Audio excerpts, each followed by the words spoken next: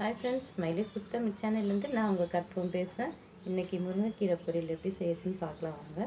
முருங்கைக்கீரை பொரியல் செய்யறதுக்கு தேவையான பொருட்கள்: ஒரு கப் முருங்கைக்கீரை, ஒரு கைப்பிடி புழுங்கல் அரிசி, சாப்பாட்டு அரிசி, 3 காஞ்ச மிளகாய், ஒரு வெங்காயம் பொடியாக கட் பண்ணி வச்சுருக்கேன், 5-6 பல்லு பூண்டு தட்டி வச்சுருக்கேன், ஒரு 1/4 ஸ்பூன் சீரகம், 1/4 ஸ்பூன் கடுகு, 1/4 ஸ்பூன் உளுத்தம்பருப்பு, இது தேவையான அளவு உப்பு. இப்போ எப்படி செய்யறதுன்னு பார்க்கலாம் வாங்க.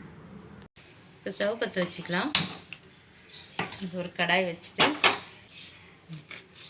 கடாய் காஞ்சிடுச்சு. அரிசி போட்டுக்கலாம். அரிசி போட்டு நல்லா வறுத்துக்கணும். ஸ்டவ் ஃபுல்லாக லோ ஃப்ளேமில் போட்டுக்கோங்க. இந்த மாதிரி கலர் மாறும், பயப்படாதீங்க. கொஞ்சம் கொஞ்சமாக பொரியும் அரிசி. இந்த மாதிரி பொரியும் அரிசி. இதில் காஞ்ச மிளகாய் போட்டு வறுத்துக்கலாம். இந்த அரிசி பொரியறதுக்கு ஒரு 5 நிமிஷம் ஆகும்.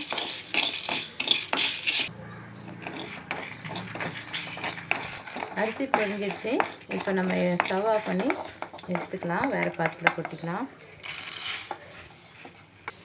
இப்போ ஸ்டவ் ஆன் பண்ணிக்கலாம். கடாய் வச்சுக்கலாம். 2 ஸ்பூன் எண்ணெய் ஊற்றிக்கலாம்.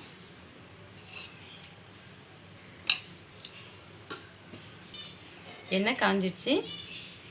ஸ்டவ்வை லோ ஃப்ளேமில் வச்சுக்கோங்க. சீரகம், கடுகு, உளுத்தம்பருப்பு போட்டுக்கலாம். இப்போ ஒரு காஞ்ச மிளகாவை 2ஆக கிள்ளி போட்டுக்கோங்க. பூண்டு போட்டுக்கோங்க.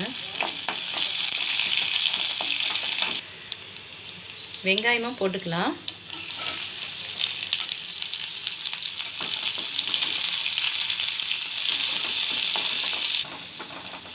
வெங்காயம் வதங்கிடுச்சு லைட்டாக. நான் முருங்கைக்கீரையை க்ளீன் பண்ணி 2 முறை தண்ணியில் அலசி வச்சுருக்கேன். போட்டுக்கலாம். இதை நல்லா கலந்து விட்டுக்கோங்க.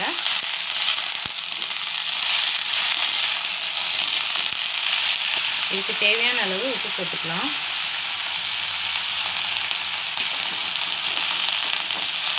இதிலே கொஞ்சம் தண்ணி தெளித்து விட்டால் வெந்துடும்.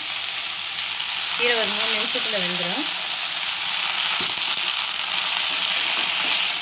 மூடி போட்டு வச்சுருங்க. இந்த அரிசியும் மிளகாவையும் மிக்சியில் போட்டு பொடி பண்ணிட்டு வந்துடலாம்.